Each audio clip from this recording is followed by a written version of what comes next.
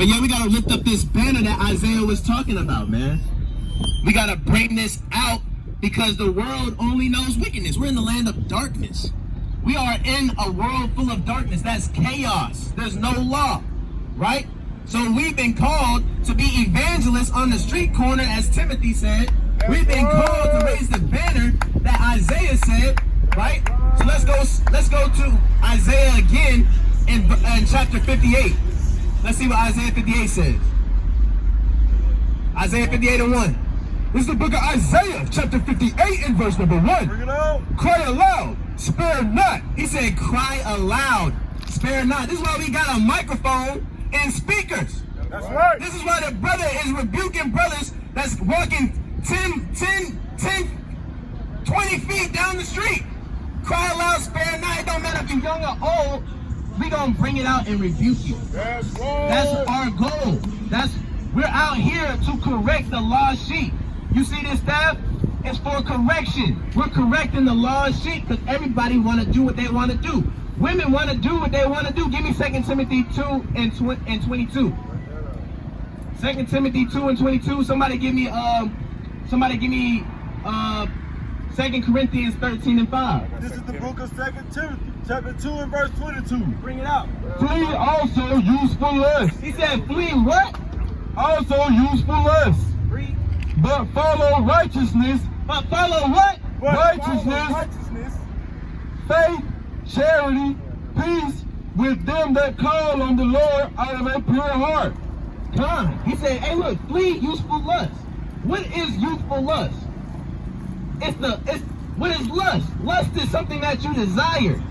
So what do you desire when you're young? You desire to have fun, you desire to have pleasure, you desire to party, to drink, to eat abominations, you desire what? Sex. You desire all these things in your youth, but the Most High is saying to flee youthful lust. What you holding? Right, bring this out. This is the book of 2 Corinthians chapter 13, starting at verse 5. Examine yourselves whether ye be in faith. Right? Examine yourselves whether you be in faith. Give me James 2 and 20. Examine yourselves whether you be in faith. Are we in faith? Do you examine yourself every day?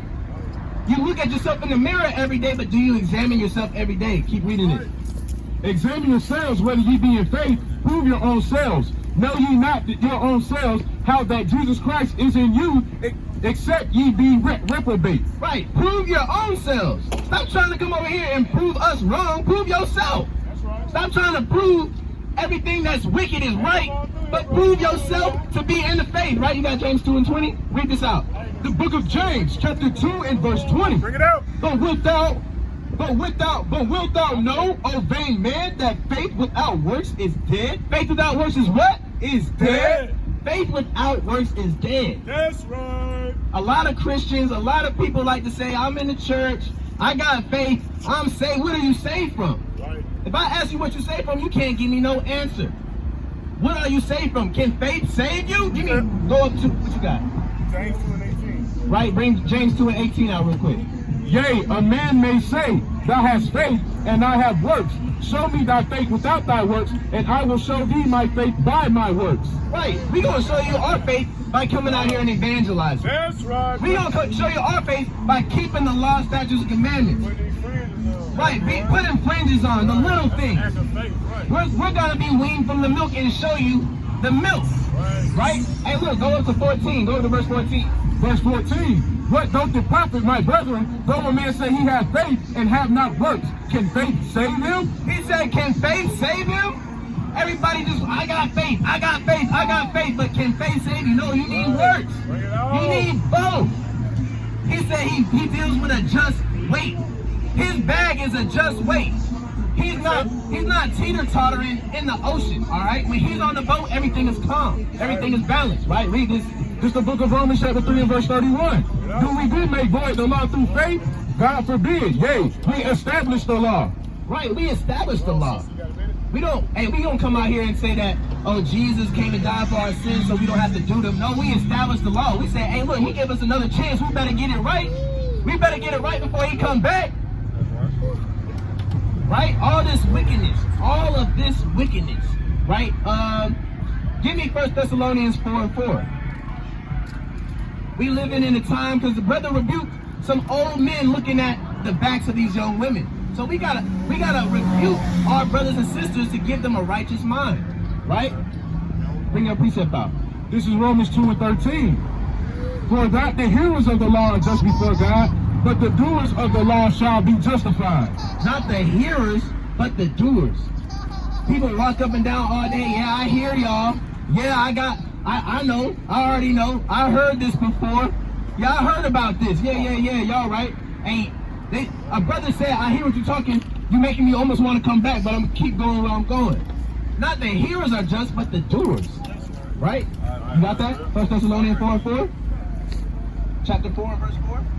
Right? Read this. This is the book of 1 Thessalonians chapter 4 and verse number 4. That every one of you should know how to possess his vessels. Hey, do you know how to possess your vessel? Sister, brother, you know how to possess your vessel? You know how to control yourself? Are we possessed with demons or are we possessed with the Spirit? Are we influenced by the world or are we influenced by the Most High? Do you know how to possess your vessel? Right? Read this. We got stiff-necked people. Don't even turn their head to listen to the word. Rebellious. Their ears are shut. Right? Read this from the top. That every one of you should know how to possess his vessel in sanctification and honor. Right? Do you sanctify your vessel or do you fill it with smoke and ashes? Do you sanctify your vessel or do you fill it with liquor? Do you sanctify your vessel or do you fill it with swine's flesh? Sanctify your vessel, possess it, right? Read the next verse. Verse number 5. Not in the lust of concupiscence, Salakia. Right? You know what that is? That's the strong desire for sex. It's telling you, hey, look, possess your soul because you're going to have a strong desire for sex and you're going to have to deny that. Even when you get a wife or a husband, right? We are admonished to live as if we're single. Because what? If you get married, all your desires to your wife, so you got to remind yourself, hey, look, I got to make time for the Most High. You get a husband, you like, man, I'm trying to please this man. I'm trying to make sure, you know what I'm saying, he's my Lord, blah, blah, blah. You're an Israelite, brother. You're an Israelite, brother. You coming back? All right. The Most High hears that. We gonna be waiting for you. All right. We gonna hold him to that. You got something?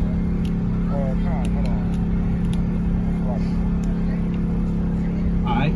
Give me Titus 1 and 16. Titus 1 and 16. This is the book of Titus, chapter 1 and verse 16. Bring it out. They profess that they know God, but in works they deny him. They profess that they know him. We got people walking up and down the street. I know what y'all talking about. I go to church. Lady break down and start singing a solo.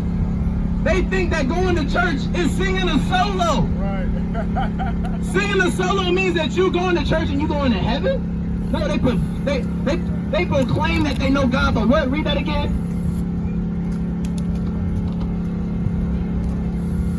Titus 1:16.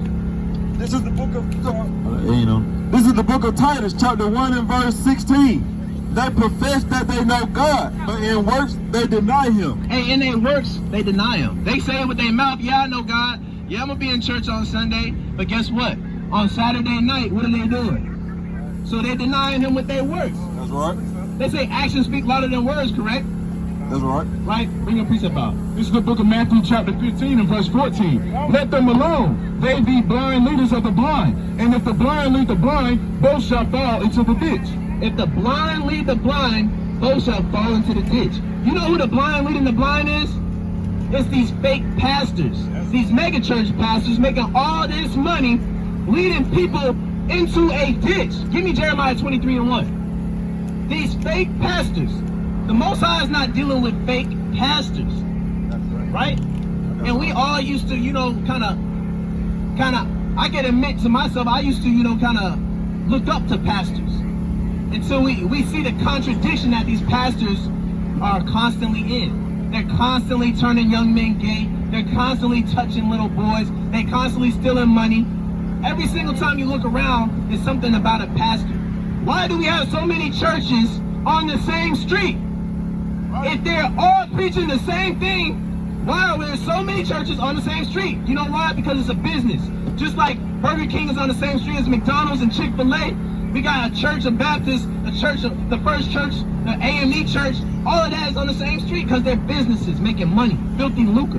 Right? Bring this out. Jeremiah 23:1. This is the book of Jeremiah, chapter 23 and verse 1. Woe be unto the pastor. Woe be unto who? Woe be unto the pastor. Woe be unto who? Woe be unto the pastor. Woe be unto T.D. Jakes, Joel Osteen, Mike Todd, Stephen Furtick. Woe be unto your pastor in your neighborhood that your grandma goes to church and sees every Sunday. Woe be unto the pastors. Keep reading. That destroy and scatter the sheep of my pasture. They destroy and scatter the sheep. The blind lead the blind into the ditch. So if you got the wrong shepherd leading you, guess what? You're not going to be coming into the sheepfold because he said, hey, he is the door. So if you got any other shepherd, they're not the door. They're going to lead you astray. They're going to lead the shepherds astray, right? Bring your precept out. But this is the book of John, chapter 10 and verse 1. Verily, verily, I say unto you, he that entereth not by the door into the sheepfold, but climbeth up some other way, the same is a thief and a robber. Right. If you know anything about a sheepfold, right, when you got sheep, you might have half a fence over here, half a fence over here, and there's an opening right here, right? Now you can go around the sheepfold. You can climb on top of the fence. But he said if you go any other way but through this door, right, you're a thief and a robber. What does that mean? He's saying, hey, look, you can only come in one way. It's going to seem like there's multiple ways, brother. It's going to seem like there's other ways that's right, but he said you can only come in one way. He is that way, right? That's right. Brother, you got a minute for the word? Yeah, man, I got to make it over there. I'll get back with y'all. He said, yeah, I do. All right, we're going to hold you to that, brother. You're an Israelite according to the Bible. God's chosen people. They going to be tailgating all day. Tailgate until it gets dark, brother. You got time. All right, bring this out.